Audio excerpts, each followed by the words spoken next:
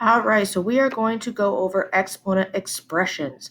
So first I have to tell you what exponents do for us. They tell us how many times to multiply a base by itself. So if I have 4 squared, it's 4 times 4. I multiply it twice. If I had 4 to the power of 7, I'd be multiplying 4 by itself 7 times. The base is the number that's getting multiplied. It's the number that the exponent is attached to. So if I had 4 squared, 4 is the base.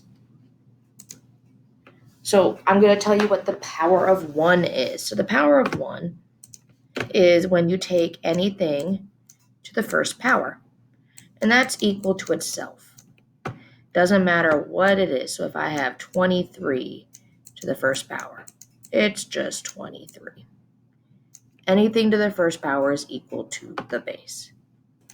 Then we have the power of 0. That's when anything is taken to the 0 power, and that's equal to 1. Think of the 0 as a reset button that takes you back to square one.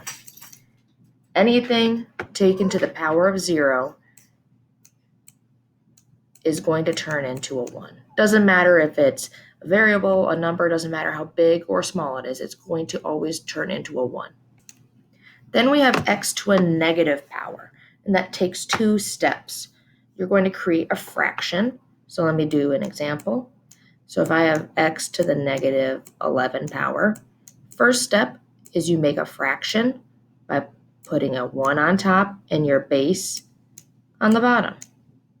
Step 2 is you put your exponent right where it was by the base, but now it's positive. So I'll do it again with a number. So say I have 7 to the negative 6 power. I create a fraction with 1 on top, my base on the bottom. I put my exponent where it was, but it's positive now. Now we have power of a product. So that is when we multiply like bases. And this is only the case for like bases. So say I have these like bases. I have x squared and x to the third. I keep the base. I add the exponents.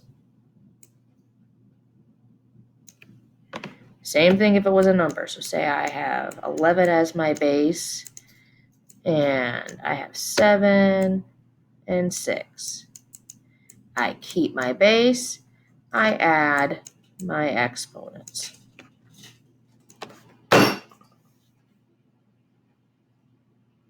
Which it often gets mixed up with power of a power. So this is when I have x, or whatever my base is, in parentheses with a power. And then outside of that, I have an exponent. This exponent is taking what's inside here to another power. That's an x. So you keep the base, you multiply the exponents. Same thing if there's a number in there.